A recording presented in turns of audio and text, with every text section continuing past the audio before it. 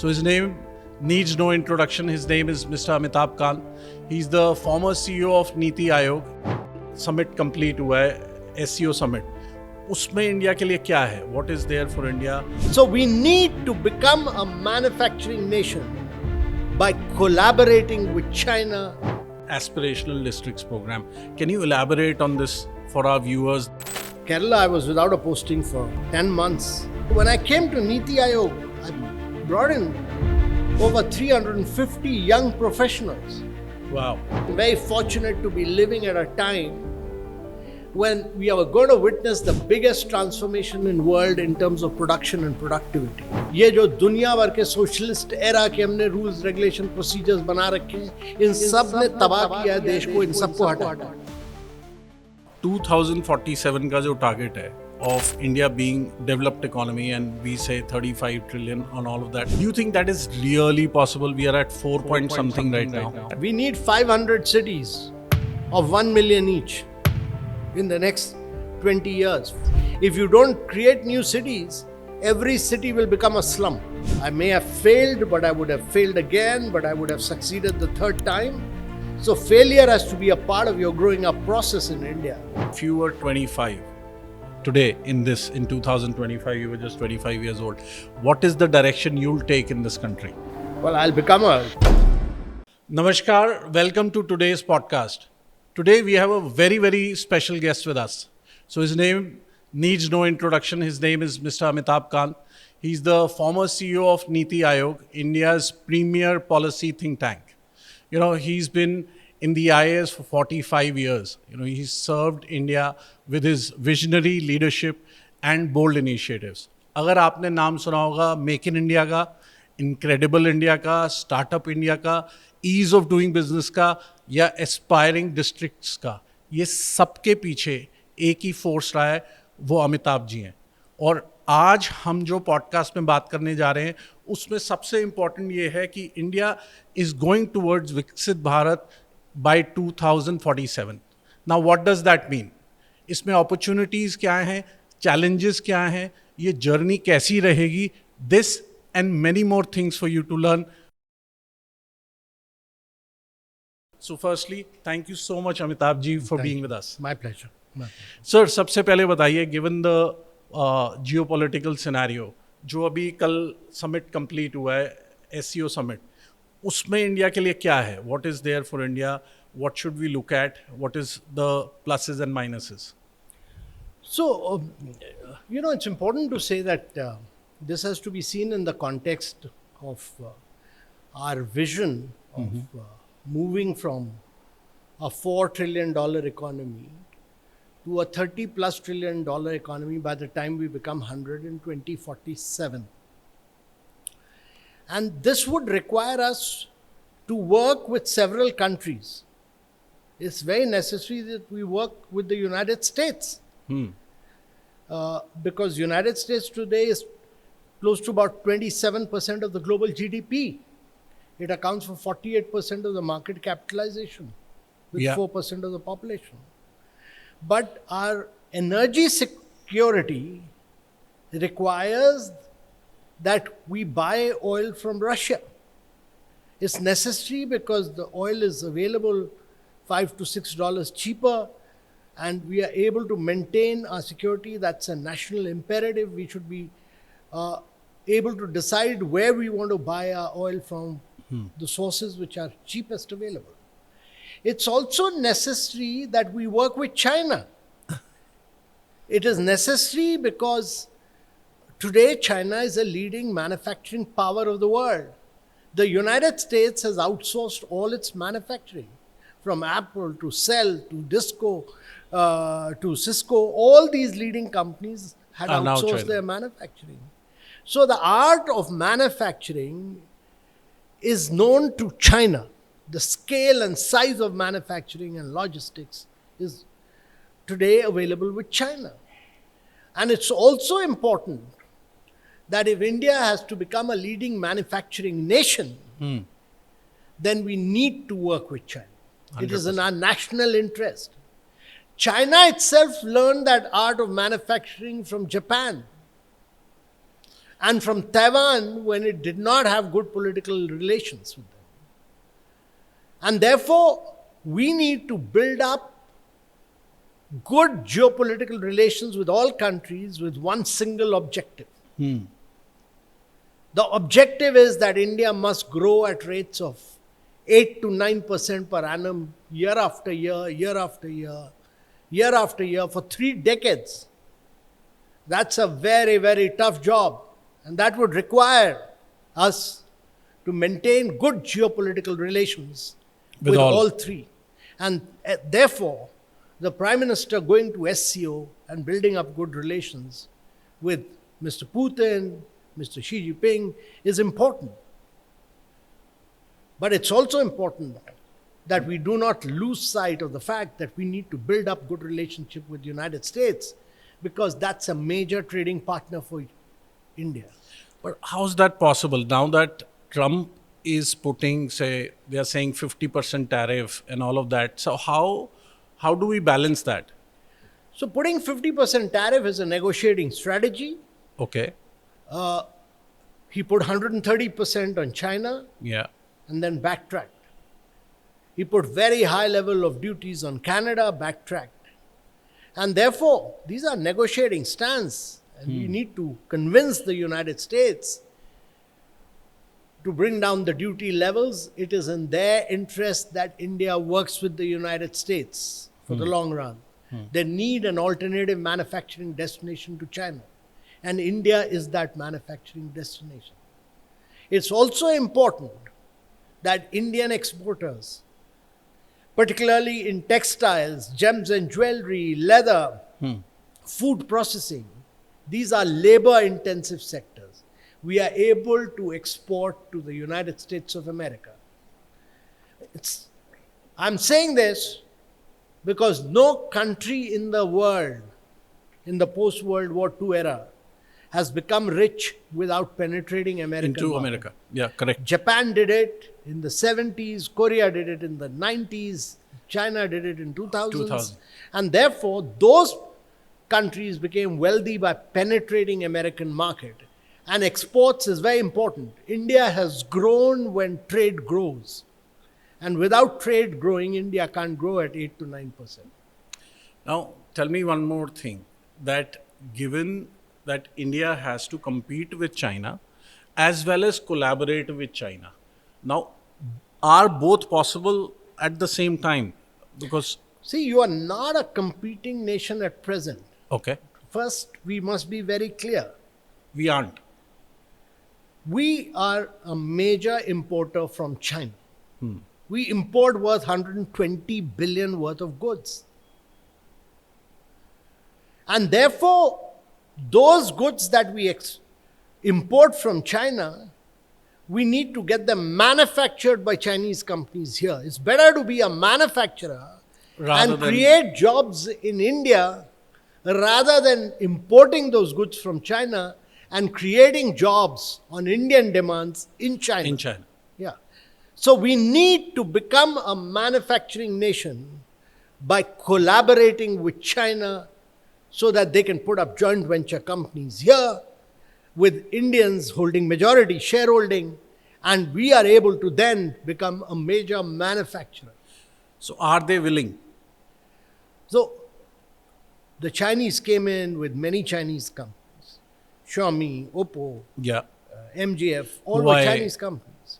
Then we had the challenge of Doklam. Yeah. And because there was a border issue rightly, the government of India brought in Press Note 3, which stopped investments from China. Now, as the geopolitical situation improves with China, I think the government should look at the possibility of Chinese companies doing joint ventures in India. Very much like the Chinese did joint ventures with Taiwanese companies and with Japanese companies in China. Yeah. So basically, what they did in the 80s and 90s, we got to replicate that. And utilize our population because we are labor intensive. Now, sir, if I take you back to your journey, as 45 years in the government, what would be the major reforms or major highlights of your career where you contributed the most to the Indian economy? Top three. Well, since you're asking me top three, I think it should be Startup India, Yeah. where we were able to create a very unique and innovative startup movement in Yeah. India. It should also be the tourism sector, where I created Kerala as God's own country and then later launched the Incredible India Incredible campaign. India campaign. And I'm saying this because tourism is a major creator of jobs in India. And thirdly, I think my contribution in the Aspirational District program, which to my mind was very important because it transformed lives of a very vast segment of our population.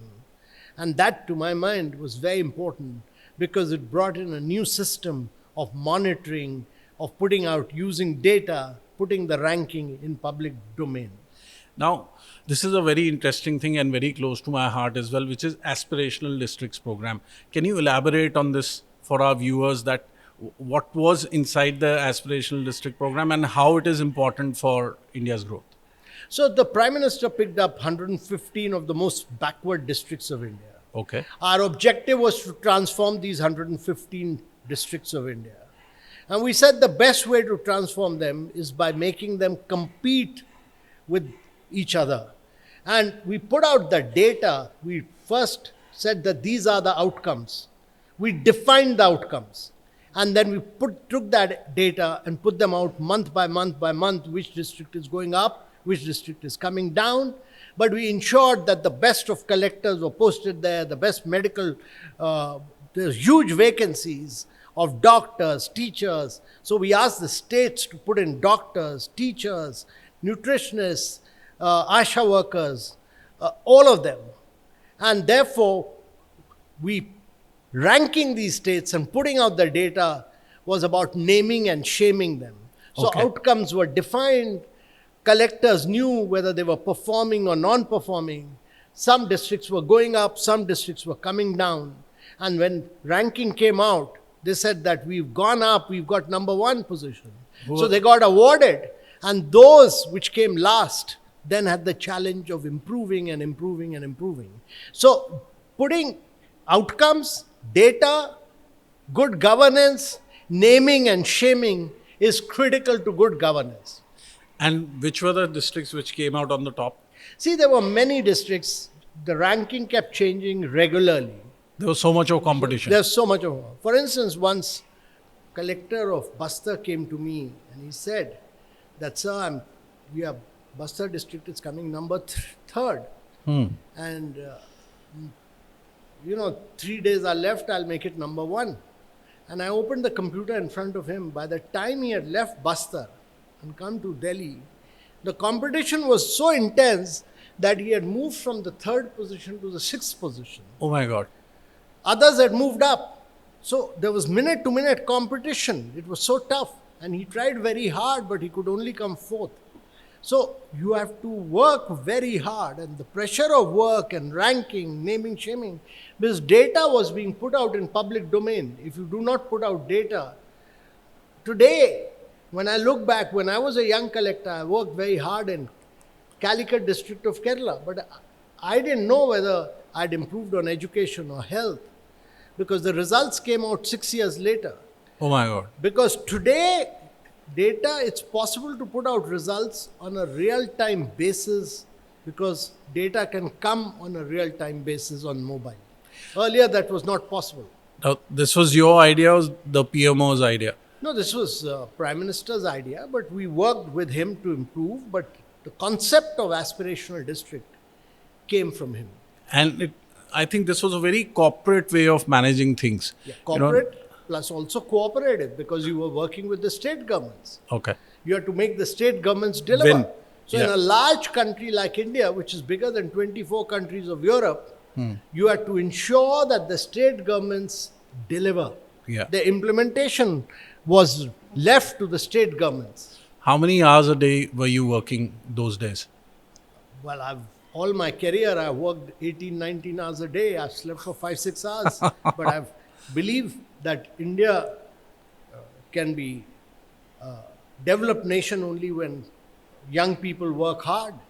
Yeah. it's work-life balance will come when India becomes a developed nation. Wow. And throughout your career, what are the three things you, if you look back, you would have done differently?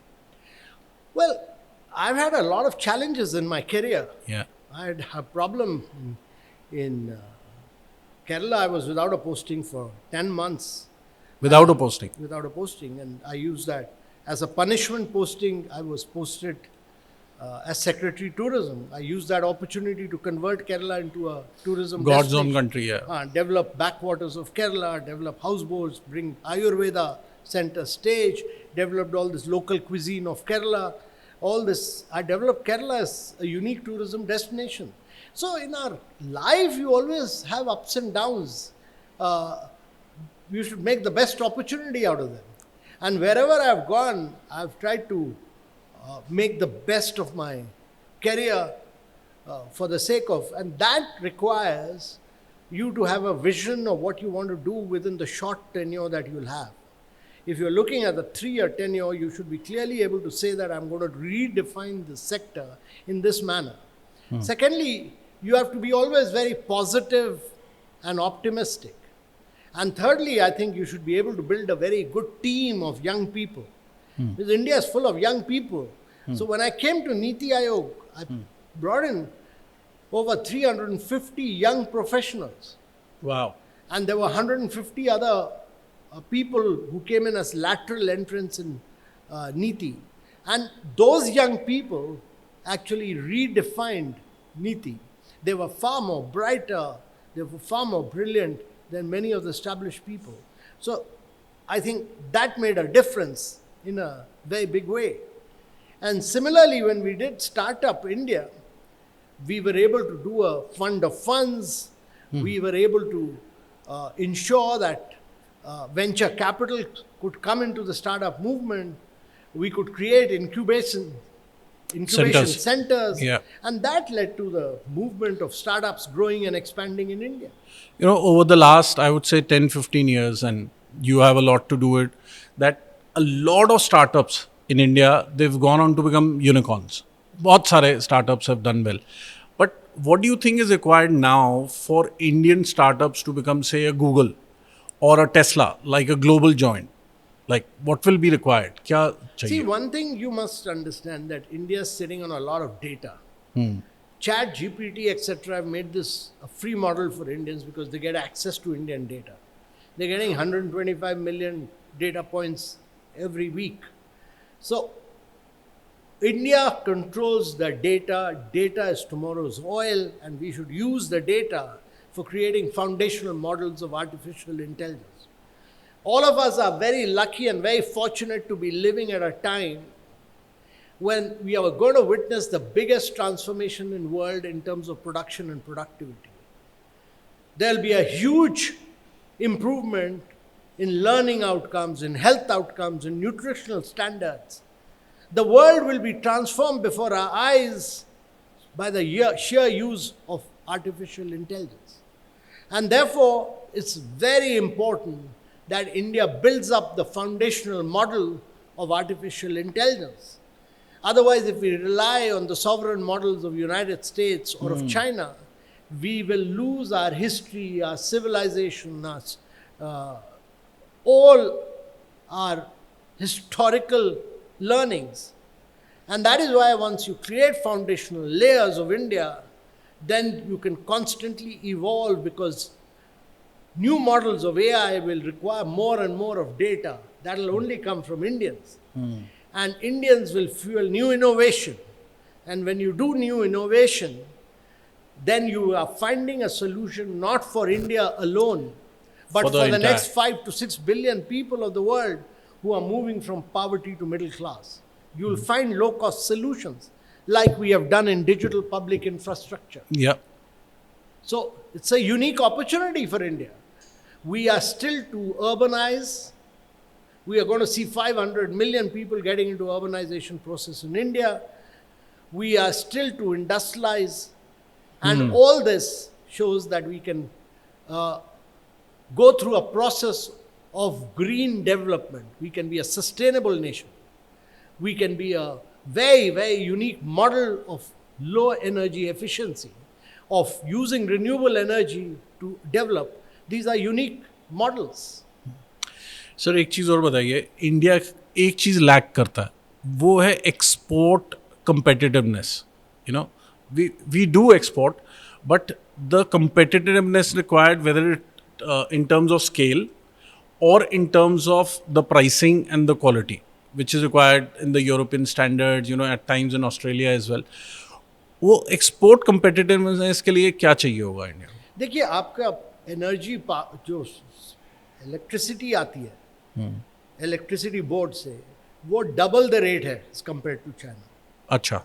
As compared to Japan, China etcetera, because your discoms, आपके electricity boards बड़े inefficient हैं. तो उनको हमें efficient बनाना है कि electricity सस्ते rate पे मिले. आपका इंटरेस्ट रेट्स हाई है क्योंकि आपके SLR statutory liquidity ratio high है, क्योंकि आप गवर्नमेंट बॉन्ड्स में हम कहते हैं 18% बैंक्स गवर्नमेंट बॉन्ड्स खरीदे तो इंटरेस्ट रेट्स हाई हो जाता है. आपके लॉजिस्टिक कॉस्ट हाई है क्योंकि आपके गुड्स रोड पर मूव करते हैं, लॉरीज पर मूव करते हैं, आप रेलवेज पे नहीं मूव करते. तो हमें ये डेडिकेटेड फ्रेट कॉरिडोर्स बनाने हैं, हमें रेलवेज को इम्प्रूव करना है, ज़्यादा एफिशिएंट बनाना है, उसके लिए ट्रैक्स बनाने हैं, सिग्नलिंग इम्प्रूव करनी है, हमें अपने इलेक्ट्रिसिटी बोर्ड्स को इम्प्रूव करना है, और हमें अपनी लॉजिस्टिक्स इम्प्रूव करनी है, जिसमें बहुत काम प्रधानमंत्री जी ने किया है. ऑलरेडी NHI में हो चुका है. एक चीज़ और बताइए कि अगर चाइना को हमने बीट करना है, मैं ऑनेस्टली बात बोल रहा हूँ बीट करने की, though I have been to China and I understand that scale is something really different, then do you think we will require equal partnership from the government and the private sector, or only the government sector can do it alone? देखिए, अगर growth India को करनी है, हम वहाँ हैं जहाँ China 2010 में था. अगर इंडिया को ग्रोथ करनी है तो India can grow only with the private sector. Be clear. Only with the private sector. Only with the private sector. You have to unleash free enterprise. Government has to be a facilitator. Government has to be a catalyst of growth. Productivity happens with private sector, not with the government. Government का job क्या है? वो education provide करे, वो health provide करे, वो nutritional standards improve करे, provide करे. हाँ, प्राइवेट सेक्टर के बिना India can not grow. But government का जॉब है कि प्रोसीजर्स हटाए, रूल्स हटाए, रेगुलेशन हटाए. ये जो दुनिया भर के सोशलिस्ट एरा के हमने रूल्स, रेगुलेशन, प्रोसीजर्स बना रखे हैं, इन सब ने तबाह किया है देश को. इन सबको हटाए. और ये ना केवल सेंट्रल गवर्नमेंट ने तो बहुत काम किया है, प्रधानमंत्री मोदी जी ने तो बहुत ईज ऑफ डूइंग बिजनेस पर फोकस किया है. अब हर स्टेट गवर्नमेंट को ये करना पड़ेगा. बिना इसके जब तक मैन्युफैक्चरिंग नहीं बढ़ेगी, देश आगे नहीं बढ़ेगा. जब आप बोलते हैं सर कि स्टेट्स को बहुत कुछ करना पड़ेगा, तो why do you say that you mean to say that states करते नहीं हैं? Is it something to do with the voter, this thing, politics है? व्हाट्स द रीजन कि स्टेट्स नहीं करेंगे? देखिए, गवर्नमेंट ऑफ इंडिया ने पॉलिटिकल और एडमिनिस्ट्रेटिव विल अपनी दिखाई. हर स्टेट गवर्नमेंट को पॉलिटिकल और एडमिनिस्ट्रेटिव विल दिखा के ये रूल्स, रेगुलेशन, प्रोसीजर्स सब हटाने पड़ेंगे, और जो नहीं करेगा वो पीछे रह जाएगा. तो ये भी नहीं होना चाहिए कि हमारा वेस्टर्न पार्ट ऑफ इंडिया बढ़े और सदर्न पार्ट ऑफ इंडिया आगे जाए और ईस्टर्न पार्ट पीछे रह जाए. तो हमें जो बिहार है, छत्तीसगढ़ है, झारखंड है, यूपी है, मध्य प्रदेश है, राजस्थान है, उड़ीसा है, ये सारे स्टेट्स को डबल डिजिट ग्रोथ में जाना ज़रूरी है. बिना इनके ग्रो किए इंडिया 10% पर नहीं ग्रो कर पाएगा, और उनको आगे ले जाना बहुत आवश्यक है. नाउ 2047 का जो टारगेट है of India being developed economy and we say 35 trillion on all of that, do you think that is really possible? We are at 4 point something right now. देखिए, हम $4 ट्रिलियन पे हैं. हाँ जी. हमें जाना है $35 ट्रिलियन. इसका मतलब है कि आपकी GDP ग्रोथ को 9x बढ़ना है. आपकी पर कैपिटा इनकम को 8x बढ़ना है, आपकी मैन्युफैक्चरिंग को 16% बढ़ना है, 16 टाइम्स गुना बढ़ना है. ये अगर इंडिया दुनिया की हिस्ट्री देखते हैं तो केवल 3 देशों ने किया है, जापान, कोरिया और चाइना. बाकी सारे स्टेट्स मिडिल इनकम ट्रैप में फंसे. इस समय 108 देश मिडिल इनकम ट्रैप में फंसे. तो इसके लिए बहुत रिफॉर्म्स की ज़रूरत है, बहुत पॉलिटिकल लीडरशिप की ज़रूरत है और ब्यूरोक्रेटिक लीडरशिप की ज़रूरत है. उसके बिना ease of doing business, free enterprise, infrastructure, इसके बिना नहीं हो पाएगा. पॉसिबल नहीं होगा. Now what is your advice to the private sectors? My advice to them is to do more research, more innovation, do more disruption, invest more in India, and whatever the challenges of India, they must use this opportunity to produce and export to the global markets. Without that, India will not be able to grow. Without exports, India will not be able to grow. Recently you just said something that the tariff जो India पे लगे हैं from America, that is an opportunity like Hiroshima, Nagasaki in Japan. Okay, what do you mean by that? Can you elaborate? नहीं, मैंने ये कहा, देखिए मैं हमेशा बिलीव करता हूँ कि ये अपॉर्चुनिटी है. क्योंकि अगर टैरिफ लगे हैं तो आपको अपने सेक्टर्स को रिफॉर्म करना पड़ेगा, आपको उनको लोअर रेट ऑफ इंटरेस्ट पे पैसे देने पड़ेंगे, आपको उसके लिए SLR कम करना पड़ेगा, आपको लेबर लॉज जो बने हुए हैं 1980s को उनको हटाना पड़ेगा, आपको टूरिज्म को बूस्ट करना पड़ेगा, क्योंकि वो टैरिफ प्रूफ है. आपने कई सालों से मार्केटिंग नहीं की है इनक्रेडिबल इंडिया की, तो ये सब चीजें करना आवश्यक है. And how do you think tourism has been impacted after Pahalgam? So tourism, only Kashmir was impacted. Domestic tourism has done very well. But now we need to do international, because you are buying 1800 planes. 1800 planes means that you will only be sending tourists outside. You are sending out 20 million tourists abroad. People are traveling abroad rather than, though domestic tourism has grown, but in the long run, you need a lot of more international tourists in India because they are big spenders. And you need to clean up your cities. Your cities have to be very clean, tidy. All this is very important. You know, I was with a hotelier some time back, and we were visiting Goa, hunting for hotel sites. And that person just said, he said, government is currently focusing on religious tourism. Ayodhya ho gaya, Varanasi ho gaya, Haridwar, all these sites even in the south are doing very well, and they should. He said, but nothing is being done currently on the other side of tourism, which is non-religious tourism. No, so religious tourism will grow, but we also need to develop our beaches. Yeah. We also need to develop our hills for high-value tourism. Yeah.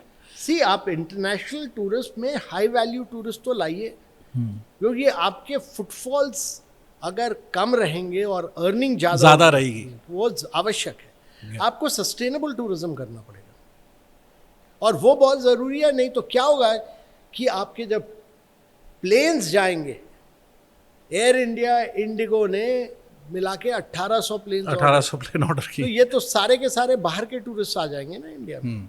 आपको तो यहाँ का tourism बढ़ाना पड़ेगा. And tell me that we've just heard that countries like Norway, Switzerland, they are looking at investing about $100 billion in India. Is that true? And how can a private a private sector player take advantage of this? So, huge opportunities for all of them. Yeah. Because we are a 1.4 billion economy. Last year we grew at 8.2%. This quarter we've grown at 7.8%. There's a massive opportunity. India's young demographics. आप India की situation देखिए. Young population, India will remain young till 2047. We are the only country making 30 kilometers of roads, 12 kilometers of railway lines every day. We are the only country which has increased its solar energy by 31x. Wow. And we are the only country making 8 metros every year. And we are the only country which actually, if you look at it, does 50% of the real-time fast payments in the world. Yeah. So this is going to be not only India's decade, but this will be India's century. So this is an opportunity. ये Norway, Sweden, ये तो इनकी growth हो गई है. तभी ये पैसे ये लेके आ रहे हैं. हाँ, तो इनको अगर आगे चल के ग्रो करना है तो इनको यहाँ इन्वेस्ट करना पड़ेगा. तो एक SME इसका एडवांटेज कैसे ले? How does he get in touch with the right people who can get money into their? देखिए, दो चीजें हैं. SMEs को ग्रो करने के लिए they have to be globally competitive to be able to export. But more than that, India needs many large companies because SMEs sell to large companies. Maruti जब आई तो उसने टायर 2, टायर 3, टायर 4 प्लेयर्स बनाए. वो tyre 4, tyre 3 को बेचता है, tyre 3, tyre 2 को बेचता है. और ये इसलिए हमें अपने यहाँ कम से कम 10,000 लार्ज कंपनीज बनानी आवश्यक है जो कि ग्लोबली कॉम्पिटिटिव हो और ग्लोबल मार्केट को पेनिट्रेट करें. Now, if you see cities like Pune, cities like Gurgaon, cities like Noida, they have done very, very well, extremely well. Mostly, if you see the job market currently is totally concentrated in these 3 cities. Do you think we need more cities like this? And is there a possibility that the tier 2, tier 3 cities will be able to develop like that? We need 500 cities of 1 million each in the next 20 years. 500 cities. 500 cities of 1 million each. And is that possible? 500 million people are going to come to urban areas.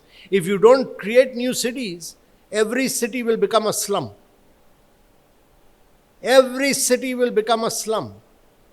The pressure of population and people moving from rural areas to urban areas will be so high that you will not be able to cope up with it. And therefore, you need new urbanization. You need new cities to be created.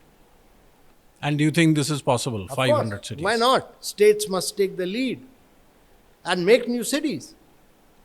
Yeah. You have to improve existing cities, but make new cities. Yeah. Now, the most important, say, 3 top learnings of your entire career. Well, first I would say that it's being always positive, being always optimistic, and always have a long-term goal. Never get caught in small-mindedness, petty things. Think big. Be positive, be optimistic. That's number 1. Number 2, always learn the art of building a good team and working with young people. Young people bring a different level of energy. They motivate you. They bring in new ideas. That's number 2.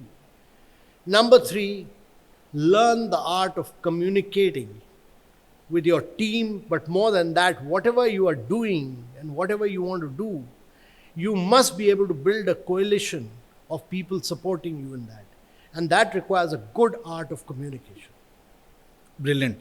I want to ask you about number 2, which is building a great team. Can you give a few tips on that? Well, Because I would a lot of people struggle with that. No. So I've always believed in merit. Never look at somebody's friend, somebody's friend's son, or somebody who's your relative.